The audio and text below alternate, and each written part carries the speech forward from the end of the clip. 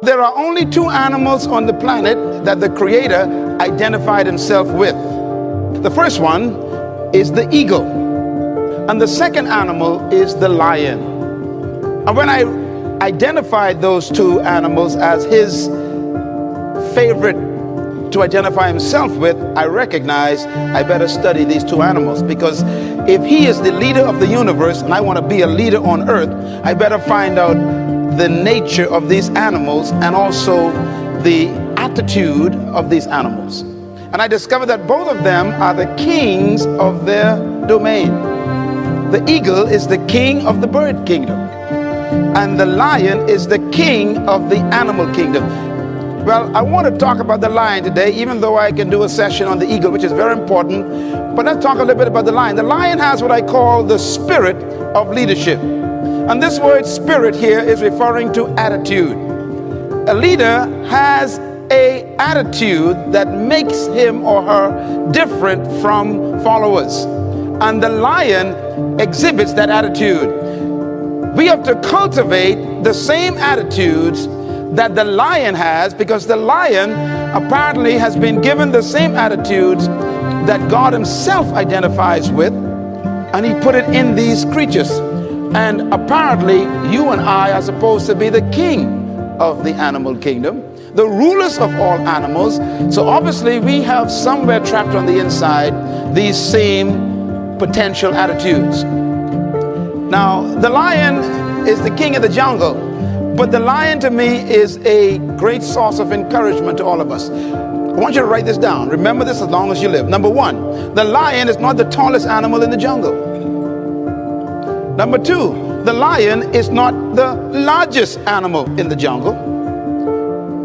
Number three, the lion is not the heaviest animal in the jungle. Number four, the lion is not the smartest animal or the most intelligent animal in the jungle.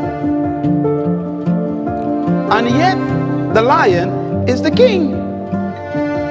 The lion, therefore, cancels all of your excuses for not becoming a leader.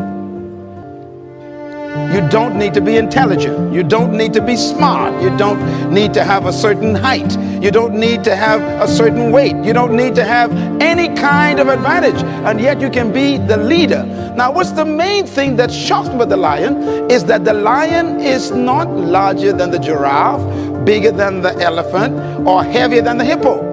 The lion is an amazing creature. He's not as smart as the hyena or the snake. And yet, when he shows up, they all run away. What makes the lion so unique? Well, here's one of my favorite quotes that I put in my books, and I believe it really brings home the point. An army of sheep led by a lion will always defeat an army of lions led by a sheep. And the answers to that dilemma is this: because leadership can transform cowards into warriors. The right kind of leadership can transform a timid into bold people who are fearless. Leadership is that powerful. Leadership can walk into a camp of depressed people, and in 20 minutes they have turned on into unbelievable, powerful armies, because leadership determines everything.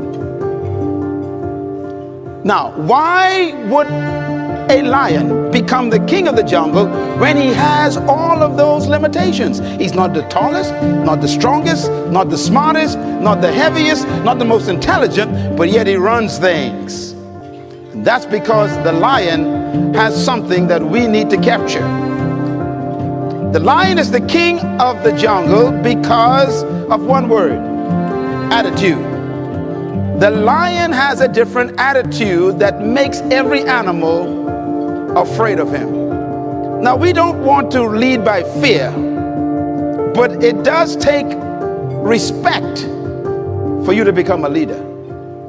When I use the word fear in the jungle, we're talking about respect.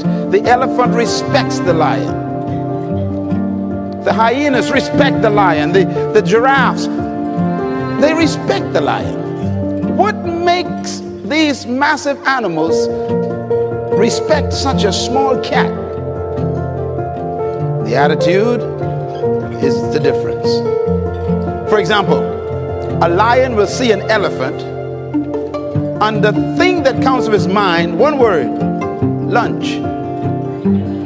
Now the elephant is 10 times the size of the lion, probably 50 times heavier, and has more power. One stomp of his feet could destroy the lion. But when the lion sees the elephant, he doesn't look at size and weight and strength and power. He looks at lunch. I could eat this thing. And he acts the way he thinks. The size is not the problem. The weight of the elephant is not his concern. What makes him act is the way he thinks. And because he thinks he can eat the elephant, he attacks it. Leadership attitude. Now here's another amazing mystery. The elephant is larger, bigger, stronger, more powerful, heavier, and more intelligent. And yet when the elephant sees the lion, one word comes to mind: eater. In other words, the elephant is controlled by the way he thinks. He thinks that he is lunch. Therefore, his size, his weight, his power, his might, his authority is a victim of the way he thinks.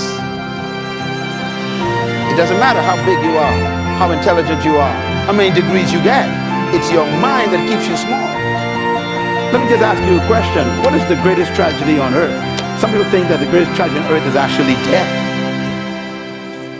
What could be more tragic than death? Well, I found out that the greatest tragedy on earth is actually life without a purpose. It is more tragic to be alive and not know why than to be dead and not know life.